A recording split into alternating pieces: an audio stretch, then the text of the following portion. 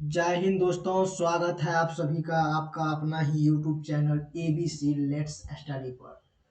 21 मार्च 2024 से संबंधित सभी प्रतियोगिता परीक्षाओं के लिए अति महत्वपूर्ण करंट अफेयर्स को डिस्कशन करने जा रहे हैं। तो चलिए शुरू करते हैं। आज का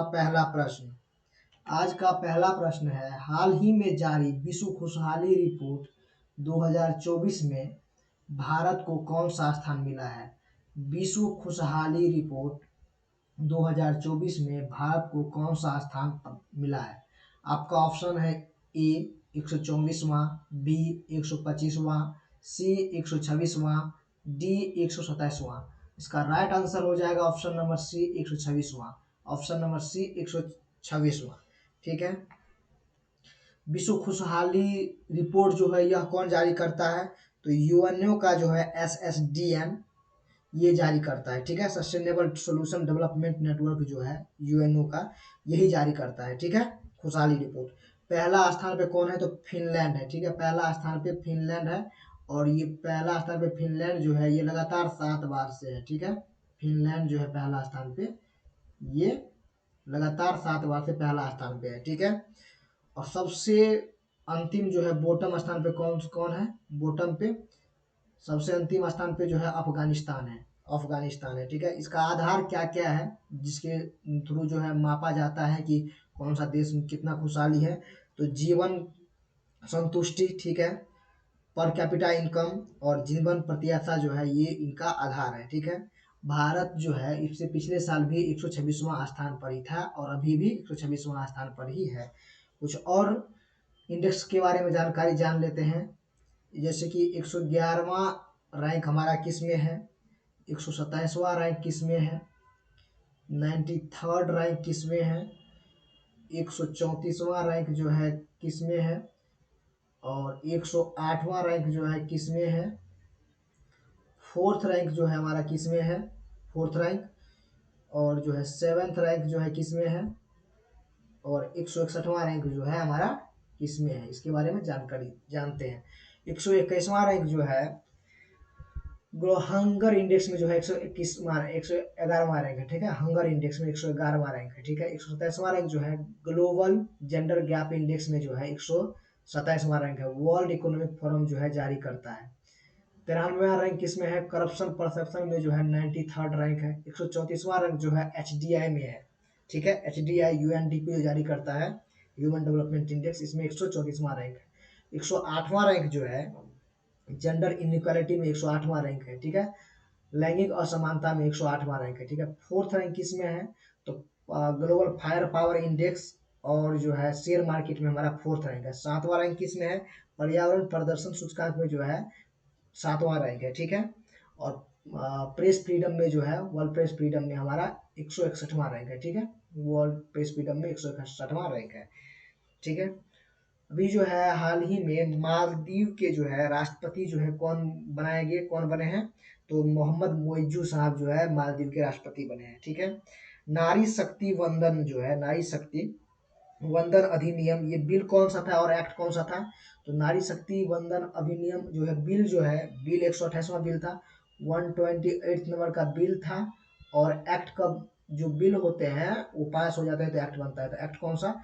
तो 106वां जो है 106 एक्ट बन चुका है यह। ठीक है। एक्ट बन चुका है। नया पार्लियामेंट में पहला बिल यही पेश किया गया था। ठीक है। सोलर रूफ साइकिलिंग ट्रैक जो है कहाँ, सोलर रूफ साइकिलिंग ट्रैक जो है कहाँ पर बनाया गया है? हैदराबाद में बनाया गया है। ठीक है। आगे बढ़ते हैं आज का दूसरा प्रश्न की ओर। दूसरा प्रश्न है, वार्षिक जलवायु स्थिति रिपोर्ट 2023 के अनुसार 174 वर्षों में सबसे अधिक गर्मी किस वर्ष दर्ज की गई है? वार्षिक जलवायु स्थिति रिपोर्ट के अनुसार 174 वर्षों में सबसे अधिक गर्मी जो है किस वर्ष दर्ज की गई है?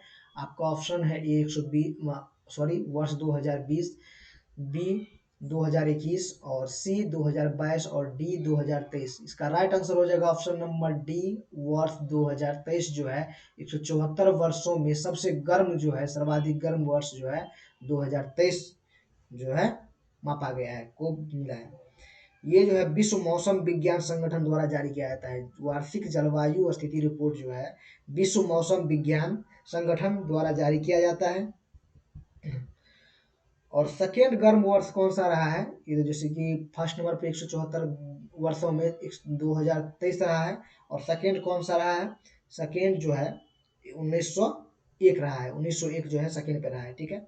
भारत जो है नेट कार्बन जीरो एमिशन कब करने की जो है बात की है, कब तक नेट कार्बन जीरो कर देंगे भारत, तो ये 2070 तक जो है भारत का लक्ष्य है, 2070 तक नेट कार्बन एमिशन जो है जीरो करने का, ठीक है। एसडीजी गोल कितने हैं, सस्टेनेबल डेवलपमेंट गोल जो है ये कितने गोल है सब मिला के, तो 17 जो है गोल है, ठीक है। ये कितने वर्षों के लिए, 15 वर्षों के लिए ये तय किए गए हैं, ठीक है। और एसडीजी फर्स्ट क्या है, फर्स्ट इसमें गोल क्या है, तो गरीबी का उन्मूलन जो है, उन्मूलन, ये फर्स्ट गोल है, ठीक है। ओजोन परत के लिए जो है कौन मॉन्ट्रियल प्रोटोकॉल हुआ था, मॉन्ट्रियल प्रोटोकॉल कनाडा में 1987 में हुआ था, ठीक है। 1987 में मॉन्ट्रियल प्रोटोकॉल हुआ था ओजोन परत को संरक्षण के लिए, ठीक है। आगे बढ़ते हैं आज का तीसरा प्रश्न। तीसरा प्रश्न है, हाल ही में विक्रम साराभाई अंतरिक्ष केंद्र ने गगनयान दल के लिए कौन सा ऐप और पोर्टल विकसित किया है। विक्रम साराभाई अंतरिक्ष केंद्र ने गगनयान पोर्टल के लिए कौन सा गगनयान दल के लिए कौन सा ऐप और पोर्टल विकसित किया है। ऑप्शन ए सखी ऐप, बी चक्षु पोर्टल, सी संकलन ऐप और डी सूरज पोर्टल। इसका राइट आंसर हो जाएगा ऑप्शन नंबर ए सखी पोर्टल। ऑप्शन नंबर ए सखी पोर्टल जो है अभी लॉन्च किया गया है विक्रम साराभाई अंतरिक्ष केंद्र ने। गगनयान के जितने भी दल है वो जाएंगे गगनयान में, उनके लिए, ठीक है। विक्रम साराभाई स्पेस सेंटर कहाँ पर है, तो ये केरल के तिरुवनंतपुरम जो है, केरल की राजधानी तिरुवनंतपुरम उसके थुम्बा में है, ठीक है। इसरो के प्रथम हेड जो है विक्रम साराभाई थे, उन्हीं के नाम पे जो है यह अंतरिक्ष केंद्र बनाया गया है। गगनयान जो है किस लिए, तो भारतीयों को अंतरिक्ष में जाने के लिए जो है यह मिशन है, ठीक है। सखी ऐप जो है इसमें क्या क्या जानकारी दिया जाएगा रहेगा, इसमें जो है हेल्थ के बारे में जानकारी रहेगा और आहार कार्यक्रम वगैरह, ऑडियो टेक्स्ट इमेज वगैरह ये सब ले सकते हैं इस ऐप से, ठीक है। ई साक्षी ऐप जो है अभी किसके लिए लॉन्च किया गया था, ई साक्षी तो एमपी लेट्स के लिए जो है प्रशासन के लिए लॉन्च किया गया था, एमपी लेट्स के लिए, ठीक है। संकलन ऐप जो है ये संकलन ऐप ये किसके लिए लॉन्च किया गया था, ये एनआईए के लिए लॉन्च किया गया था अमित शाह के द्वारा, ठीक है। और जो है नो योर कैंडिडेट किन के द्वारा लॉन्च किया गया है, know your candidate election commission के द्वारा लॉन्च किया गया है कि आपके क्षेत्र में कौन सा कैंडिडेट जो है खड़ा हुआ है इस इलेक्शन में, ठीक। सी विजिल ऐप जो है किसके द्वारा लॉन्च किया गया है, ये भी इलेक्शन कमीशन के द्वारा लॉन्च किया गया है। इनकोर ऐप किसके द्वारा लॉन्च किया गया है, ये भी जो है इलेक्शन कमीशन के द्वारा लॉन्च किया गया है, ठीक है। सारथी ऐप किसके द्वारा लॉन्च किया गया है, तो ये सेबी के द्वारा जो है सारथी ऐप जो है लॉन्च किया गया है, ठीक है। आगे बढ़ते हैं आज का चौथा प्रश्न। चौथा प्रश्न है, हाल ही में ऑल इंडिया रेडियो का महानिदेशक किसे नियुक्त किया गया है। ऑल इंडिया रेडियो का महानिदेशक जो है किसे नियुक्त किया गया है। आपका ऑप्शन ए है नवनीत सहगल, बी मौसमी चक्रवर्ती, सी किशोर मकवाना और डी शीतल देवी। इसका राइट आंसर हो जाएगा ऑप्शन नंबर बी मौसम चक्रवर्ती। ऑप्शन नंबर बी मौसम चक्रवर्ती को जो है ऑल इंडिया रेडियो का महानिदेशक बनाया गया है, ठीक है। ऑल इंडिया रेडियो को जो है क्या कहते हैं, आकाशवाणी कहते हैं, ठीक है।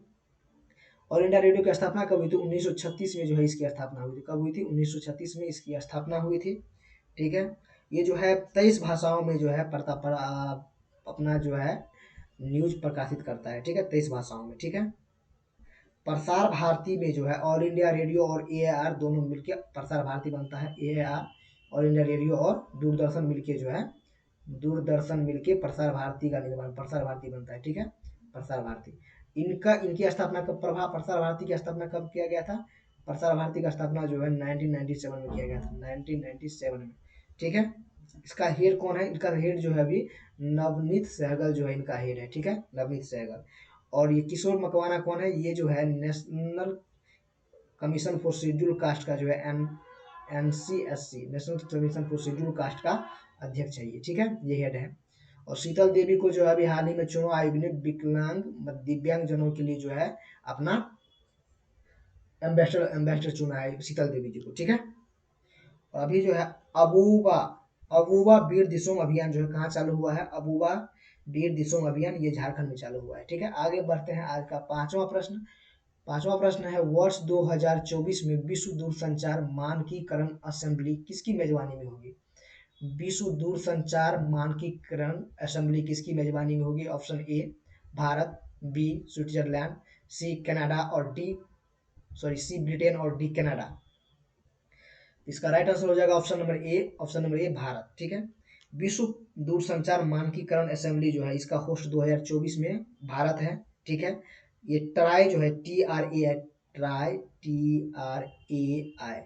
TRAI telecom regulatory act of India. ठीक है, रेगुलेटरी एक्ट ऑफ इंडिया, इसके जो है कौन सा एक्ट के थ्रू ये इसका गठन हुआ था? तो 1919 का 1991 का इसका एक्ट है। ठीक है, 1991 का इसका एक्ट है।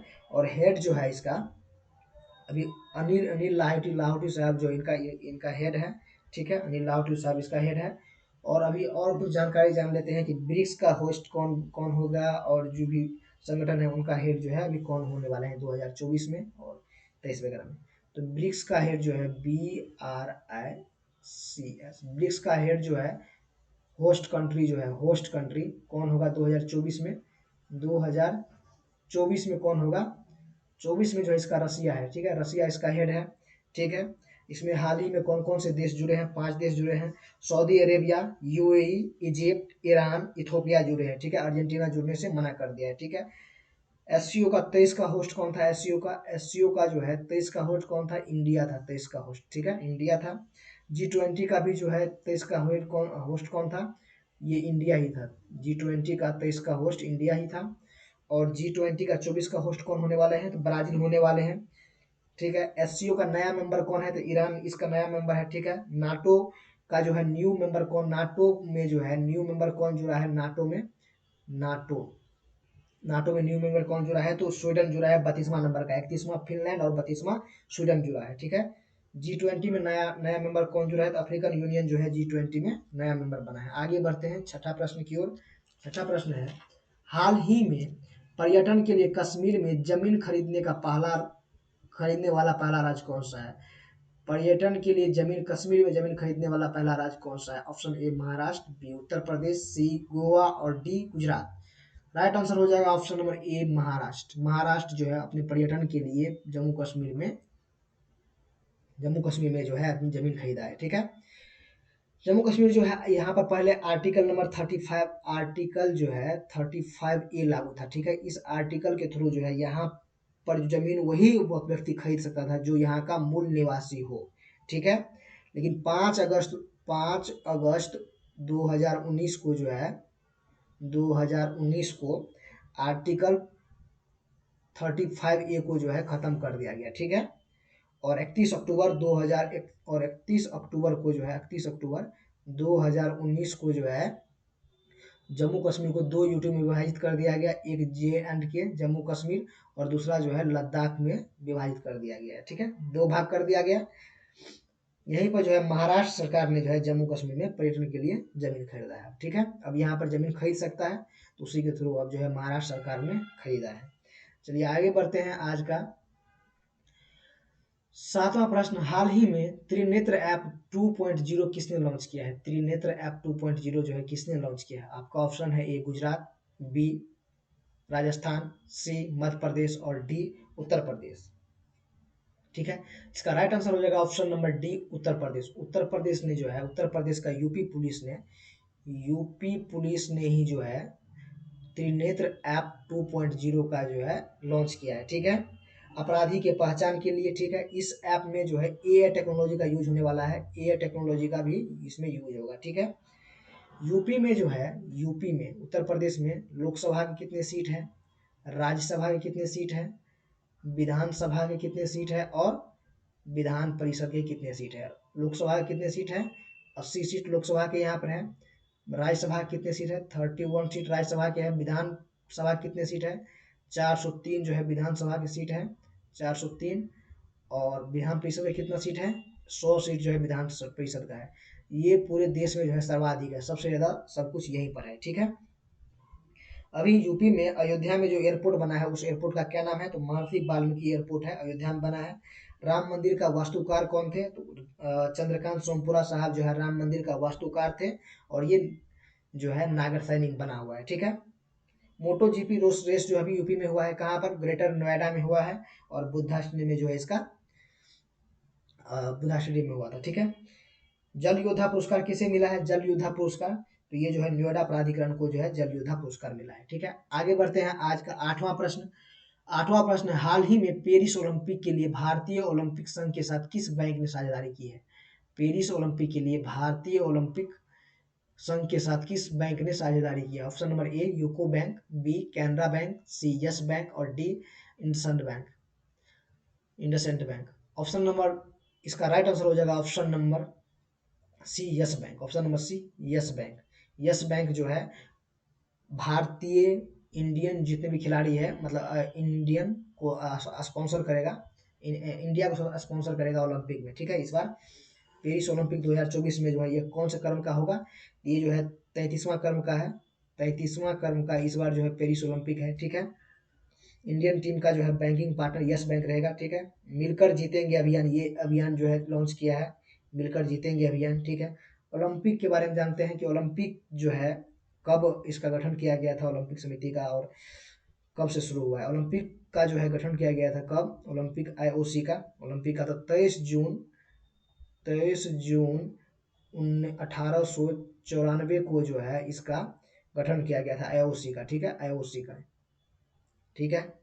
और सबसे पहला जो है पहला गेम कब हुआ था, पहला ओलंपिक 1896 में हुआ था, कहाँ, ग्रीस की राजधानी एथेंस में हुआ था। फर्स्ट कहाँ पर हुआ था, एथेंस में हुआ था, एथेंस में हुआ था पहला, ठीक है।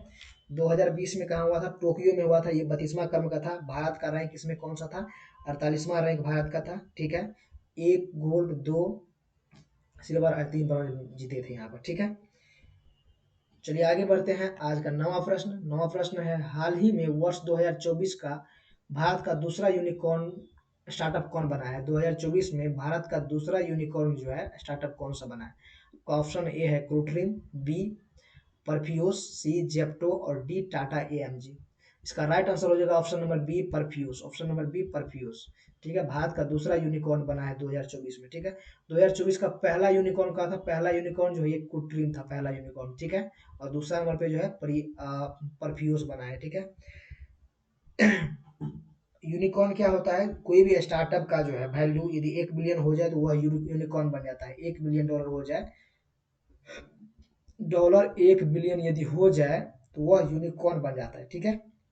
यदि उसी की वैल्यू जो है डॉलर 10 बिलियन हो जाए, डॉलर 10 बिलियन, तो वो डेकाकॉर्न हो जाता है, डेकाकॉर्न हो जाता है वो, ठीक है। चलिए, और स्टार्टअप दिवस कब मनाया जाता है, स्टार्टअप डे 16 जनवरी को मनाया जाता है स्टार्टअप डे। चलिए आगे बढ़ते हैं, आज का 10वां और आखिरी प्रश्न है, हाल ही में प्रतिष्ठित संगीत कलानिधि पुरस्कार से किसे सम्मानित किया गया है।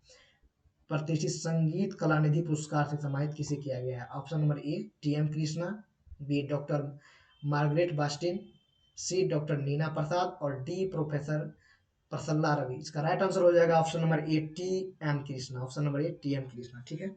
संगीत कलानिधि अवार्ड जो है इन्हें टी एम कृष्णा को दिया गया है, ठीक है, कर्नाटक शैली में, ठीक है। और नृत्य कला ने अभी जो है नृत्य कलानिधि पुरस्कार जो मिला अभी, ये दोनों मिला है, ठीक है। नृत्य कलानिधि पुरस्कार, नृत्य कला निधि पुरस्कार, ये किनको मिला है, ये जो है भरतनाट्यम की जो है ये डांसर है, ठीक है, डॉक्टर नीना प्रसाद, इनको मिला है नृत्य कला निधि पुरस्कार, ठीक है। भरतनाट्यम के अभी जो है पद्म विभूषण पुरस्कार मिला है भरतनाट्यम को, कलाकार को, उनका नाम क्या है, तो पद्मा सुब्रमण्यम है और है बैजंती माला, ठीक है। Thank you. अच्छा लगा हो तो लाइक सब्सक्राइब एंड शेयर कीजिएगा।